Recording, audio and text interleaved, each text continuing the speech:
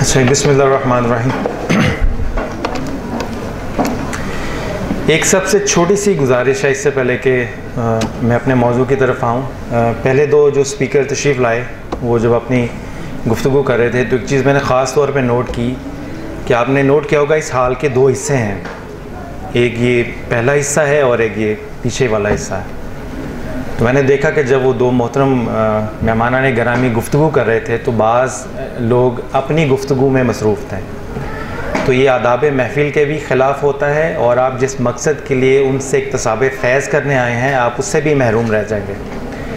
تو اس لیے آپ سب سے گزارش ہے کہ اگر ممکن ہو سکے تو مکمل توجہ دیجیے، یہ آپ کے اپنے فائدے کے لیے ہے، اس لیے کہ یہاں پہ جو بھی مقرر آئے گا وہ جو بھی آپ سے بیان کرے گا وہ آلریڈی اس کے پاس ہے، جو آپ کے پاس نہیں ہے وہ آپ نے لینا ہے، اور اس کے لیے تبھی ممکن ہے جب آپ مکمل توجہ خاموشی کے ساتھ اس کی بات سنیں۔ کچھ باتیں ایسی ہوں گی جو آپ پہلے سے جانتے ہیں تو وہ یاد دہانی ہو جائے گی، اور کچھ باتیں ایسی ہوں گی جو آپ پہلی دفعہ سنیں گے تو پہلی دفعہ سننے والی باتیں ذرا زیادہ غور سے سننی چاہیے، کیونکہ ہو سکتا ہے دوبارہ آپ کو زندگی میں یا کسی اور جگہ پہ وہ باتیں سننے کا موقع نہ ملے۔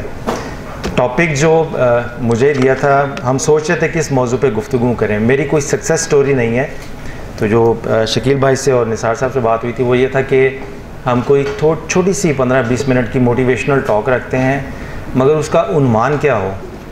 اب اگر آپ ٹریننگ اینڈ ڈیولپمنٹ کی فیلڈ میں جائیں تو اتنے عنوانات ہیں اور اتنے ریپیٹیشن ہیں کہ آلموسٹ ہر عنوان کسی نہ کسی صاحب نے اختیار کیا ہوا ہے، تو ہم نے سوچا کوئی ایسا عنوان ہو، کوئی ایسی یونیک بات ہو جو بہت کم سننے کو ملے اور کتابوں میں بہت کم لکھنے کو ملے یا دیکھنے کو ملے۔ تو ٹاپک ہم نے جو ڈیسائیڈ کیا وہ یہ تھا، how to be beautiful without being beautiful.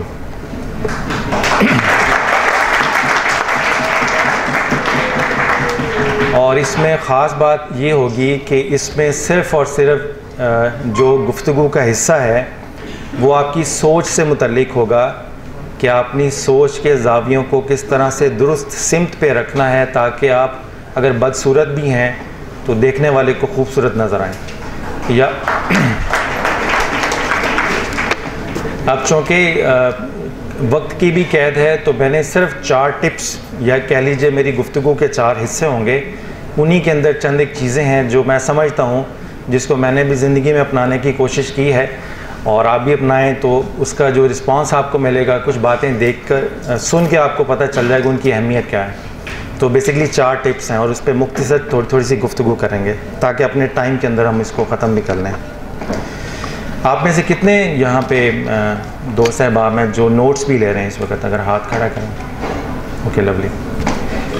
کچھ لوگ کاغذ اور قلم سے نوٹس لے رہے ہیں، کچھ لوگ ذہن میں نوٹس لے رہے ہیں، تو دونوں ذرا احتیاط سے نوٹس لیجیے گا۔ پہلا ٹپ یہ ہے اور وہ بڑا عام سا ہے، مگر جب ہم اس کی ایکسپلینیشن میں جائیں گا تو وہ عام ٹپ خاص ہو جائے گا۔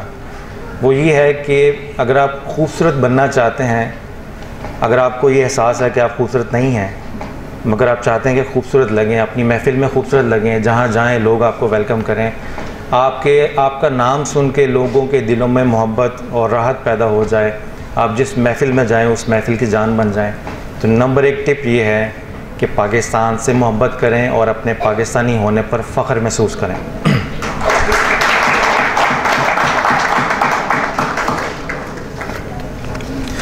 اب یہ ہے عام بات، اب اس کا میں مطلب آپ کو سمجھا دیتا ہوں۔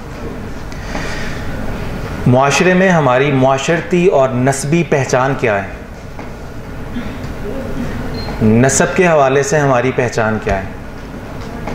ہمارے والدین، ہمارا نسب تو وہی ہے نا، ہمارے والدین، ہماری ذات، اگر کوئی انسان ذات کے حوالے سے اس کو، بعض لوگ نام کے ساتھ ذات بھی لکھ جاتے ہیں، ملک، کیانی، بٹ بعض لوگ نام کے ساتھ والدین کا نام اٹیچ کرتے ہیں تاکہ پہچان رہے کہ یہ ہمارا فیملی نیم ہے، اور بعض لوگ نام کے ساتھ خاندان کی کوئی علامت اٹیچ کر دیتے ہیں۔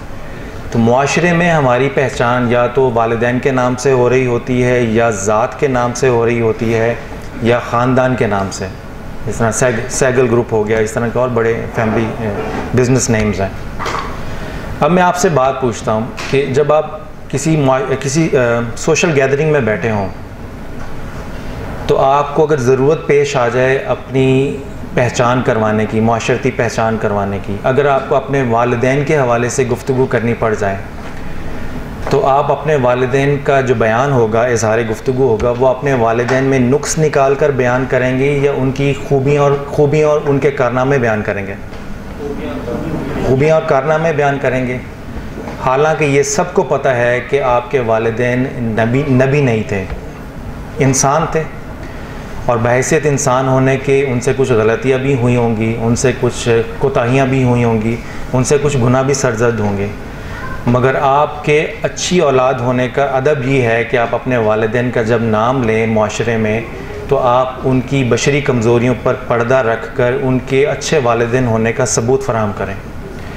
جب آپ گفتگو میں اپنے والدین کی شان اور ان کی اچھائیاں بیان کریں گے تو اس سے آپ کا ایک تو یہ تاثر پھیلے گا کہ آپ ایک اچھے خاندان سے ہیں. نمبر ایک، آپ کے والدین اچھے تھے جنہوں نے اچھی تربیت کی، اپنی اولاد کو والدین کا ادب بھی سکھایا.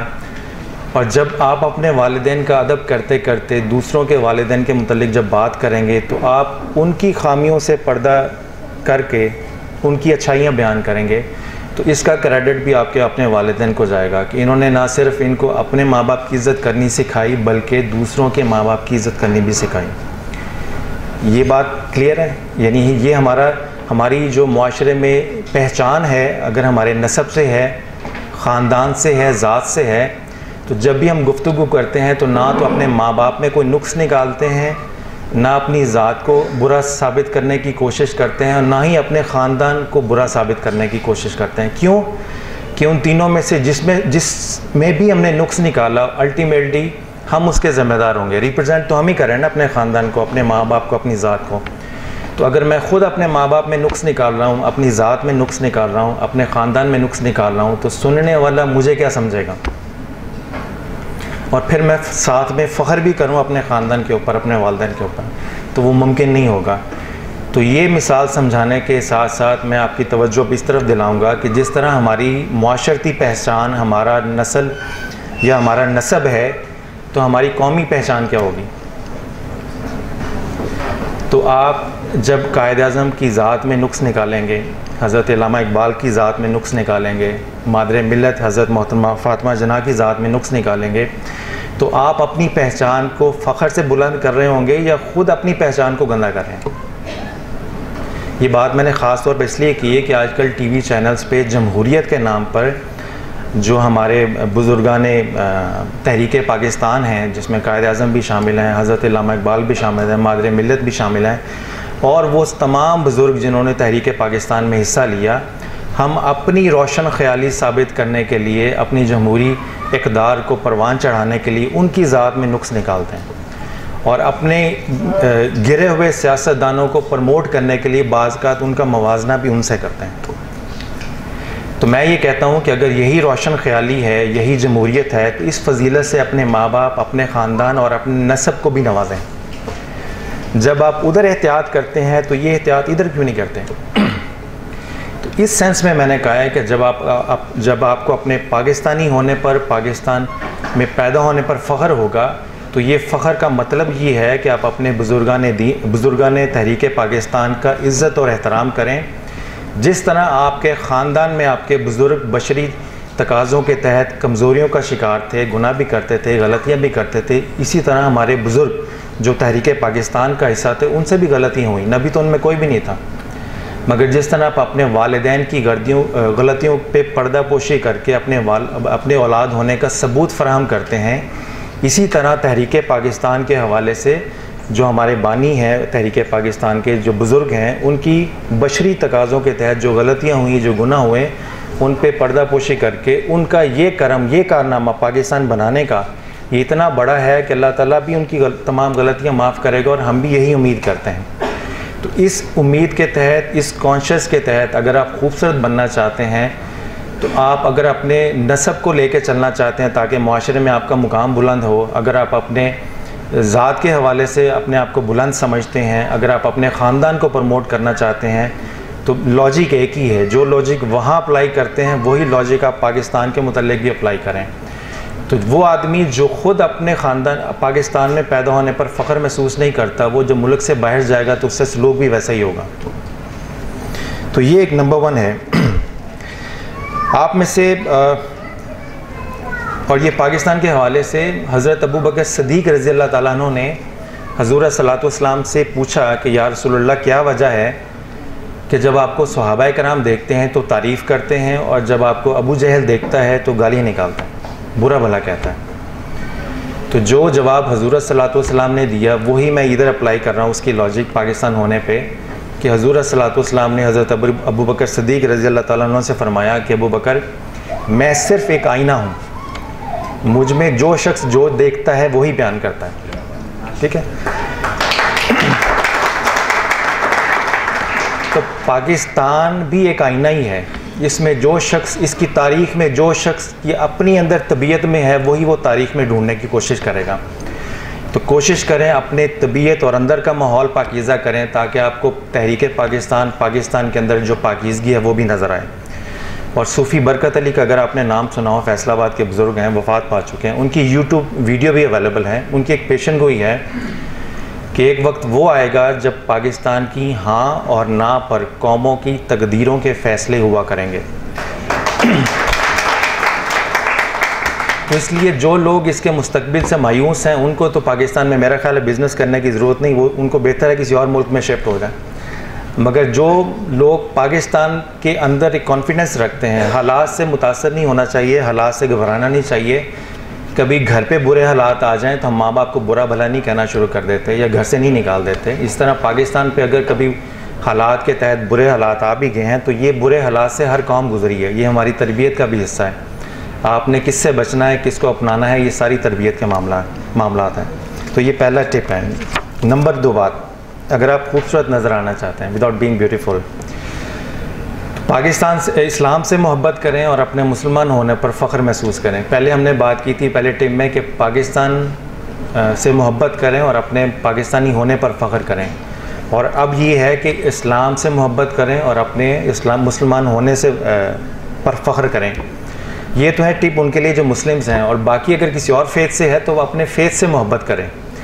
جب تک انسان اپنی فیتھ سے محبت نہیں کرے گا اس وقت تک اس کی فیتھ سے جو اسپریچول اس کو رہنمائی ملنی ہے وہ پریکٹیکل اپلائی بھی نہیں کر سکے گا۔ حضرت خالد بن ولید کا ایک میں آپ کو واقعہ سناتا ہوں۔ آپ اگر حضرت خالد بن ولید کی ہسٹری پڑھیں، جب یہ روم وغیرہ پہ حملے ہوئے تھے، مسلمانوں نے علاقے فتح کیے، تو ایک قلعے کے ارد گرد، قلعے کے پاس پہنچے تو اس قلعے میں پتہ چلا کہ ایک مسلمان قیدی ہے۔ تو جو فوج تھی، اسلامی فوج، یہ آپ کو تاریخ کی کتابوں میں واقعہ مل جائے گا، بڑا مشہور واقعہ ہے۔ تو حضرت خالد بن ولید کو یہ رپورٹ ہوئی کہ اس سے پہلے کہ یہ قلعے پہ حملہ کریں تو وہاں پہ ایک مسلمان قیدی بھی ہے۔ تو آپ کی فوج نے قلعے کا محاصرہ کر لیا اور 8 مہینے تک محاصرہ کیے رکھا، حملہ نہیں کیا، صرف اس لیے کہ وہ ایک مسلمان اندر قید ہے۔ تو اگر ہم نے حملہ کر دیا تو کہیں کفار جو ہیں وہ اس مسلمان کو قتل نہ کر دیں۔ تو اگر آپ اپنی تاریخ کو دیکھیں تو تاریخ اسلام میں صرف ایک عام مسلمان ہونا بڑی خاص بات سمجھی جاتی تھی، اور 8 مہینے کے محاصرے کے بعد پھر نیگوشیٹ کیا اور ٹرمز اینڈ کنڈیشن یہ ڈیفائن ہوئی کہ ہم آپ کو ایک مسلمان قیدی دے دیتے ہیں مگر آپ اس قلعے پہ حملہ نہیں کریں گے اور ہمیں چھوڑ دیں گے۔ تو حضرت خالد بن ولید نے پھر وہ ایگری کیا اور اس مسلمان قیدی کو چھڑایا اور ان کو امان دی اور حملہ نہیں کیا اس پہ، اور اس کو سر کیے بغیر آگے چلے گئے۔ یعنی اگر آپ تاریخ پہ نظر دوڑائیں تو عام مسلمان ہونا بھی اسلام کے نزدیک انتہائی اعلیٰ درجے کی خاص بات ہے۔ ہمارے ہاں بدقسمتی سے حالات ایسے ہیں کہ یہاں خاص ہونا بھی کوئی خاص معنی نہیں رکھتا، تو عام ہونا تو بڑی دور کی بات ہے۔ تو ہمارے ہاں تو اب یہ ہے کہ جب تک ہمارے عام کسی مسلمان کے ساتھ کوئی خاص لقب نہ لگا ہو، حضرت کا، علامہ کا، ڈاکٹر کا، پیر کا، کامل کا، تو اس عام مسلمان کو بھی اتنی خاص توجہ نہیں دی جاتی۔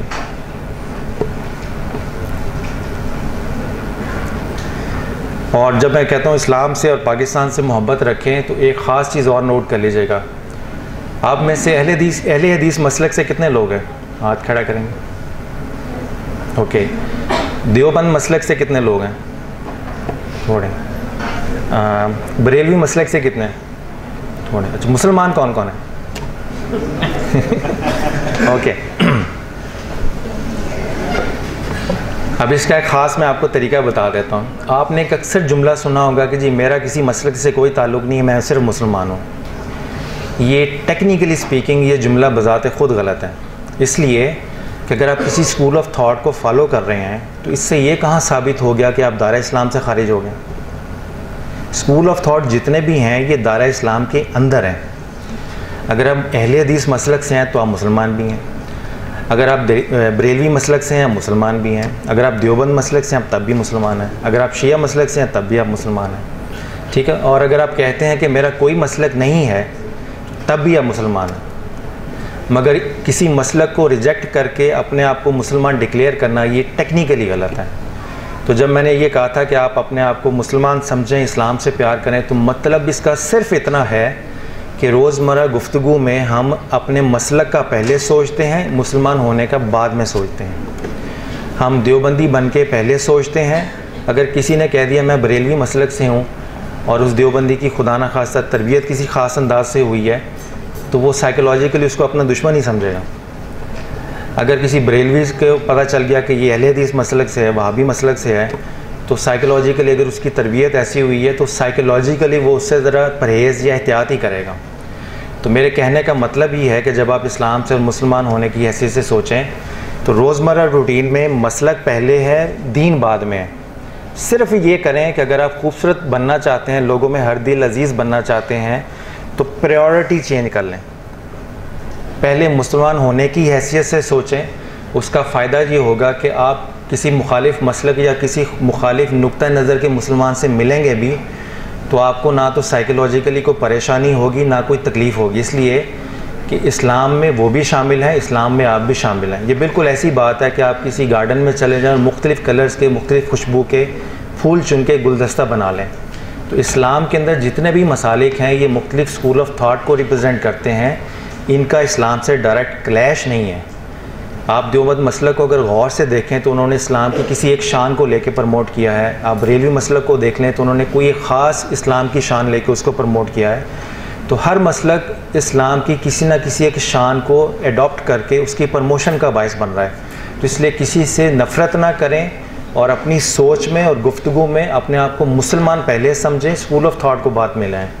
تو اس سے بھی آپ کو دیکھیے گا سائیکولوجیکلی بھی بڑے بینیفٹ ہوں گے, اور آپ کا حلقہ احباب اور آپ کا اپریسیشن کا جو سرکل ہے اور ایکسیپٹنس کا جو سرکل ہے وہ بہت وسیع ہو جائے گا. جب مسلک میں رہ کے سوچیں گے تو بالکل سکڑ جائیں گے, جب اسلام کے دائرے میں رہ کے سوچیں گے تو بہت زیادہ پھیل جائیں گے.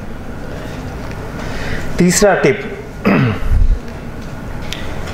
زندگی میں کبھی بھی, یہ دو چیزیں تھیں, ایک تو پاکستان کے حوالے سے پھر اسلام کے حوالے سے, اب تھوڑا سا ہم پرسنل لیول پہ آ جاتے ہیں. زندگی میں بھی کبھی اسٹیٹس کانشیس ہو کر مت سوچیے گا. آپ آپس میں بزنس لائف میں یا پرسنل لائف میں جب بھی کسی سے تعلقات رکھیں تو اپنے تعلقات کی بنیاد ان کے کردار پر رکھیں, ان کے حالات پر نہیں. اس لیے کہ کبھی کبھی اچھے کردار والے پہ بھی برے حالات آ جاتے ہیں. خراب حالات تین وجوہات سے آتے ہیں. ایک آدمی بادامال ہے تو بادامالی کرے گا تو خراب حالات تو آئیں گے. تو ایسے لوگ جو طبیعت میں بھی بادامال ہیں اور ان کے حالات بھی بادامال ہیں, ان سے تو دور رہنا, پرہیز کرنا ذرا ضروری ہے. دوسرے وہ لوگ ہیں جو کردار میں بہت اچھے ہیں, سادہ مزاج ہیں, اپنی ناسمجھی کی وجہ سے یا پراپر ٹریننگ کے نہ ہونے کی وجہ سے کوئی غلط ڈیسیجن کر بیٹھے اور اس غلط ڈیسیجن کی وجہ سے وہ برے حالات کا شکار ہو گئے.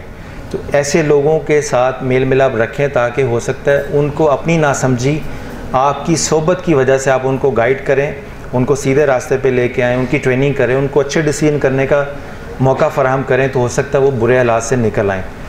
اور تیسری وجہ یہ ہوتی ہے بے وفائی, کہ اگر کسی اچھے آدمی نے کسی آدمی سے بھلا کیا ہے اور وہ جس سے بھلا کیا ہے وہ خراب عادت کا نکل آیا یا بد کردار نکل آیا, تو اس کی بے وفائی یا اس کی بد کرداری کی وجہ سے کسی اچھے آدمی پر بھی برے حالات آ سکتے ہیں. تو ایسے لوگوں کا بھی ہے. ایک اور وجہ ہو سکتی ہے جس میں اچھا ہے آدمی, برا ہے, ولی اللہ ہے یا گناہ گار ہے, سب پہ برے حالات آ سکتے ہیں. وہ کیا ہو سکتی ہے؟ قسمت. جمہوریت. جس طرح پچھلے 5 سال میں سارے متاثر ہیں بیچارے. حضور صلی اللہ علیہ وسلم کی ایک حدیث یاد کر لیجئے، بڑی مشہور حدیث ہے مگر بڑے کم لوگوں نے سنی ہے، کہ حضور صلی اللہ علیہ وسلم نے فرمایا کہ جس کا عمل اچھا نہیں ہے روز قیامت اس کا نسب اس کو کام نہیں آئے گا۔ اس لیے جتنے بھی ہمارے ہاں جعلی پیر فقیر ہیں جو نسب کا سہارا لے کر اپنے بزرگوں کا، یا وہ سیاستدان جو اپنے مذہبی بزرگوں کی نسب کا سہارا لے کر اپنے آپ کو اچھا باکردار ثابت کرنے کی کوشش کرتے ہیں، ان کو یہ حدیث سنانی چاہیے، اور آپ کے لیے یہ ہے کہ لوگوں کو ان کے کردار کی بنیاد پر جانچیں، ان کے نسب کی بنیاد پر نہیں۔ نسب کا فائدہ صرف اس لیے ہے، اتنا ہوتا ہے کہ آپ ان کے لیے حسن ظن رکھتے ہیں، مگر اچھے نسب والا آدمی اگر بد کرداری کرے تو اسلام میں اس کی معافی نہیں ہے، اس کی گنجائش نہیں ہے۔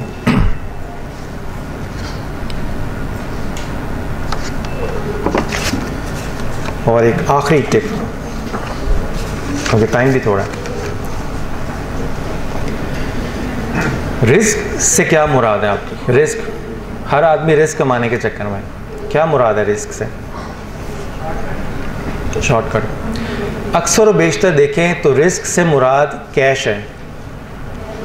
آپ کی جو منتھلی سیلری ہے، یا اگر آپ بزنس رن کر رہے ہیں تو آپ کا جو کیش ویلیو ہے آپ کے بزنس کی، وہ رزق سمجھا جاتا ہے۔ تو یہ بات ذہن میں رکھیے کہ رزق سے مراد صرف کیش نہیں ہے۔ اگر آپ شادی شدہ ہیں، گھر جاتے ہیں، بچے آپ کو مسکراہٹ سے آپ کا استقبال کرتے ہیں، تو بچوں کی وہ مسکراہٹ جس سے آپ کے دل کو سکون ملتا ہے، وہ رزق ہے۔ جب آپ گھر جاتے ہیں، اپنے بچوں کو دیکھتے ہیں کہ خدا نہ خواستہ آپ کے بچوں میں کچھ جسمانی نقص نہیں ہے، تو آپ کے بچوں کا جسمانی طور پر صحت مند ہونا، یہ آپ کا رزق ہے۔ اگر آپ اپنے بچوں سے بات کرتے ہیں اور دیکھتے ہیں کہ آپ کے بچے ڈل نہیں ہیں، شارپ ہیں، سمجھدار ہیں، تو آپ کے بچوں کا نفسیاتی طور پر صحت مند ہونا، یہ آپ کا رزق ہے۔ اگر آپ کو وفا کرنے والی، محبت کرنے والی بیوی ملی ہے، تو یہ بیوی کی نعمت آپ کا رزق ہے۔ اگر آپ کو اچھے والدین ملے ہیں جنہوں نے آپ کی اچھی تربیت کی ہے، تو یہ اچھے والدین آپ کا رزق ہیں۔ اگر آپ اچھی اولاد ہیں تو آپ اپنے والدین کے لیے رزق ہیں۔ اگر آپ اچھے شوہر ہیں تو آپ اپنی بیوی کے لیے رزق ہیں۔ اگر آپ اچھے والدین ہیں تو آپ اپنے بچوں کے لیے رزق ہیں۔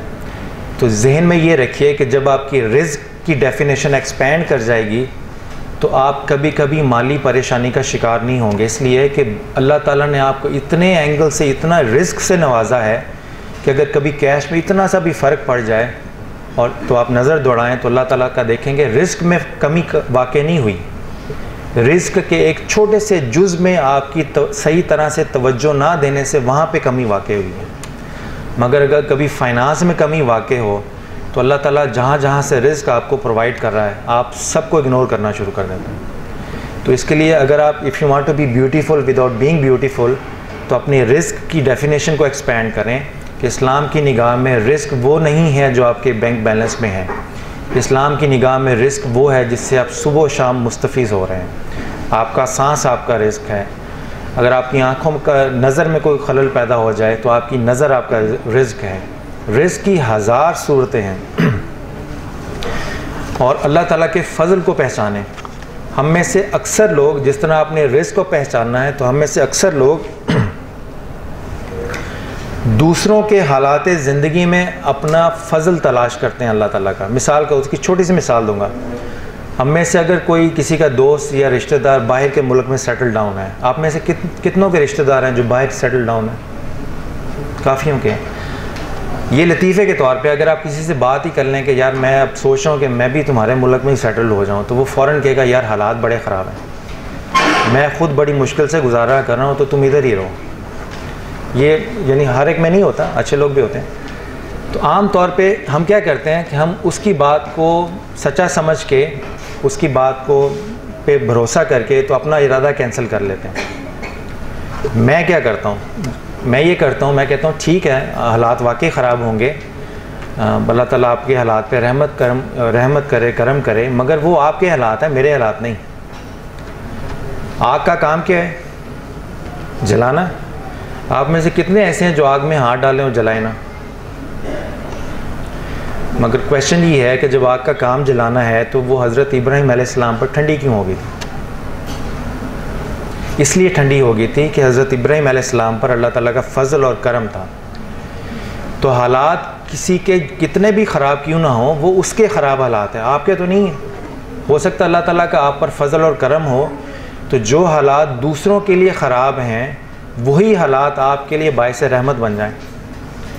جن خراب حالات کی آگ میں وہ ہاتھ دے کے بیٹھا ہوا ہے، ہو سکتا ہے وہی خراب حالات کی آگ آپ پر ٹھنڈی ہو جائیں. تو ہمیشہ اللہ تعالیٰ کا فضل اپنی زندگی پر فوکس کر کے تلاش کریں کہ آپ پر اللہ تعالیٰ کا کتنا فضل ہے. دوسروں کے حالات میں اپنا فضل تلاش مت کریں. دوسروں کے حالات میں ان کے اوپر ان کا کتنا فضل ہے یا ان کو کتنا شعور ہے اس فضل کا. اللہ تعالیٰ کا فضل ہر ایک پہ ہوتا ہے، مگر میرے اس ٹپ کی صرف اور صرف گزارش یہ ہے کہ اپنے اوپر جو فضل ہو رہا ہے اس کو دوسروں کی زندگی میں تلاش مت کریں. دوسرے اگر مشکل کا شکار ہیں، دوسرے اگر پرابلم کا شکار ہیں تو وہ ان کی زندگی ہے، ان کو ان کی زندگی میں رہنمائی دیں، مگر ان کی زندگی کے اوپر جو مشکلات اور پریشانیاں ہیں اس کی بنیاد کے اوپر اپنی زندگی کے ڈیسیجن مت لیں.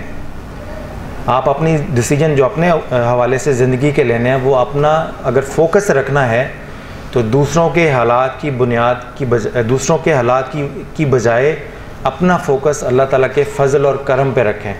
اور آپ بے شمار پریکٹیکل لائف میں اپنا دیکھیں گے کہ جب آپ جاتے ہیں تو معاملات ٹھیک رہتے ہیں. اگر انٹرنیشنل جب جس کا ٹریول ہو تو اگر دیکھیں بعض لوگوں کی قسمت میں یہ ہوتا ہے، جیسے امیگریشن پہ کاؤنٹر پہ پہنچے تو امیگریشن آفیسر نے ان کو علیحدہ سے کر لینا ہوتا ہے. وہ بعض دوست بھی مشہور ہو جاتے ہیں، یار اگر ہم نے اس کے ساتھ ٹریول کیا تو ہمیشہ ہم کسی مشکل میں رہیں گے. لوکل بھی ٹریول کر لیں تو وہ کسی نہ کسی مشکل کا شکار رہتے ہیں. اور بعض لوگ ایسے ہوتے ہیں کہ انہی خراب حالات میں وہ جہاں جہاں سے گزریں ان کے گزرنے سے پہلے ان کے مقام پر اللہ تعالیٰ حالات معاملات سارے صاف کرتا چلا جاتا ہے. تو اس لیے ہم کہتے ہیں نا، ماں کی دعائیں اگر ساتھ ہوں تو حالات اور معاملات سارے ٹھیک ہو جاتے ہیں. تو ماں کی دعا بھی اللہ تعالیٰ کے فضل کا ایک وسیلہ ہوتی ہے. آپ کو بعض کا ماں کی دعا کے وسیلے سے معاملات ٹھنڈے ہو رہے ہوتے ہیں یا بعض کا باپ کی دعا سے.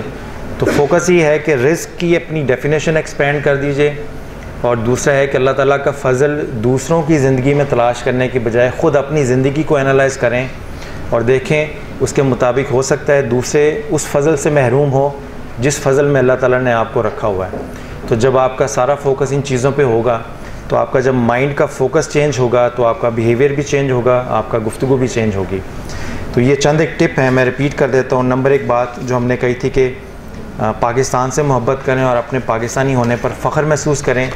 اور فخر سے مراد میں نے یہ کہا ہے کہ اپنے بزرگان تحریک پاکستان ہیں ان کے متعلق اسی طرح ادب اور احترام سے گفتگو کریں جس طرح آپ اپنے والدین اور اپنے خاندانی بزرگوں کے حوالے سے کرتے ہیں.